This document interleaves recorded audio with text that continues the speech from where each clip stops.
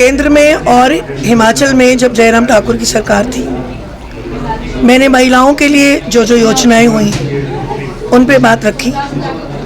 केंद्र में भ्रूण जब होता है उससे लेकर वृद्धावस्था तक योजनाएं जो है वो महिलाओं को केंद्रित करके दी गई हैं। वैसा ही जयराम ठाकुर ने हिमाचल में जब उनकी सरकार थी, और सबको मानना चाहिए कि उनकी सरकार 2.5 साल, क्योंकि 2.5 साल कोरोना था, तो 2.5 साल में जो उन्होंने योजनाएं दी उनके माध्यम से हमने महिलाओं को सशक्त करने का प्रयास किया। और कांग्रेस जो है उसकी जो पहचान है वो महिलाओं की पीड़ित करने की पहचान है।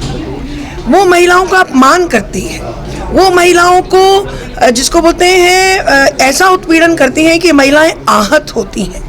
मैंने आज अपनी प्रेस कॉन्फ्रेंस के माध्यम से 5 सवाल कांग्रेस से पूछे कि भारतीय जनता पार्टी ने केंद्र से जो है वो शौचालय की योजना लाई, उसके तहत हमने हिमाचल में घर घर में शौचालय बनाए और जितने भी हमारे 4 लेन्स हैं उनमें शौचालय बनाए।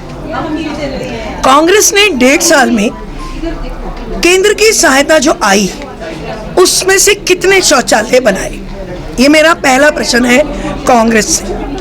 हमने हेल्प डेस्क महिलाओं के लिए खोले, कांग्रेस ने उसमें कितना इजाफा किया। तीसरा, 112 की हेल्पलाइन में कितनी महिलाओं ने अपनी शिकायत जो है वो दर्ज कराई और कांग्रेस ने उसका कितना निवारण किया। कामकाजी महिलाओं के लिए, ये मेरा चौथा प्रश्न है, कामकाजी महिलाओं के लिए उन्होंने क्या सुविधाएं दी और क्या हॉस्टल खोले, क्योंकि केंद्र सरकार के माध्यम से उन बहनों के लिए भी योजनाओं के लिए पैसा आया। और 5वां प्रश्न जो कि महत्वपूर्ण प्रश्न है, जिसमें हमारी बहुत सारी महिलाएं शक्ति जुड़ी हुई है, सेल्फ हेल्प ग्रुप की महिलाओं को केंद्र के द्वारा सशक्त किया गया, केंद्र के द्वारा उन्हें खड़ा किया गया और उन्हें 20,000 रुपए की राशि भी केंद्र से आई और जयराम ठाकुर जी ने भी अपने तरफ से उनको राशि दी और नए सेल्फ हेल्प ग्रुप बनाए। कांग्रेस ने कितनी उनको मदद करी और कितना सेल्फ हेल्प ग्रुप जो है उन्होंने बढ़ाया और उनको कितना अनुदान दिया, ये मेरे 5 प्रश्न हैं। और मैं ये कहना चाहती हूँ कि कांग्रेस जो है वो महिलाओं का अपमान बार बार करती है। गुड़िया कांड से लेकर अब तक प्रदेश में इतने सारे रेप केसेस हो गए हैं, लॉ एंड ऑर्डर नहीं है। प्रतिभा सिंह जी महिलाओं को चीज़ समझती हैं, महिलाओं को हुस्न परी कहती हैं, वो खुद भी एक महिला है और एक महिला शक्ति अगर ऐसी बात करे तो बड़े अफसोस की बात है। इन्हीं विषयों को लेकर आज मैंने प्रेस कॉन्फ्रेंस की है और मुझे उम्मीद है कि कांग्रेस इन सवालों के जवाब देगी। और मैं बार बार ये कहती हूँ कि भारतीय जनता पार्टी ने सिर्फ 2.5 साल का जो है वो कार्य किया। 2.5 साल कोरोना का था, उसमें 6 महीने जो है वो आपदा के भी थे, उसमें भी भारतीय जनता पार्टी का हर कार्यकर्ता जो है वो लोगों के साथ खड़ा रहा और सहायता की और केंद्र ने आपदा राहत भेजी, लेकिन उन्होंने आपदा का जो फंड था उसको अपने चहेतों में रेवड़ियों की तरह बांटा।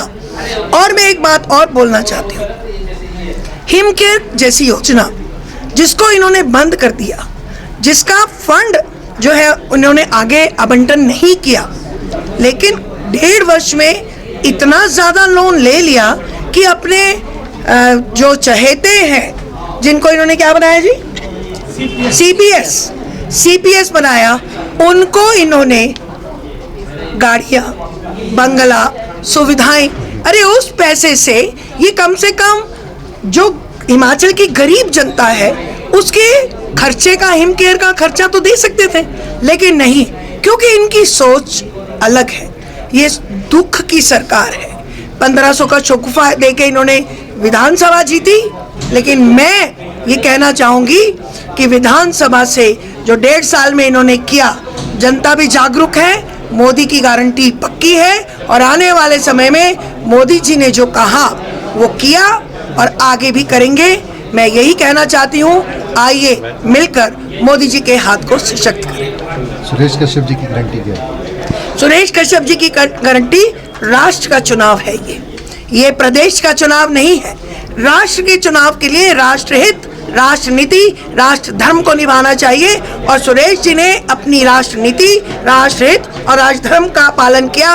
उन्होंने जब भी संसद में कोई भी बिल बनना था उस पे अपनी यस करी, मोहर करी और उससे देश जो है वो आगे बढ़ा। तो सुरेश कश्यप फिर आगे बढ़ेंगे। इन्हीं शब्दों के साथ धन्यवाद।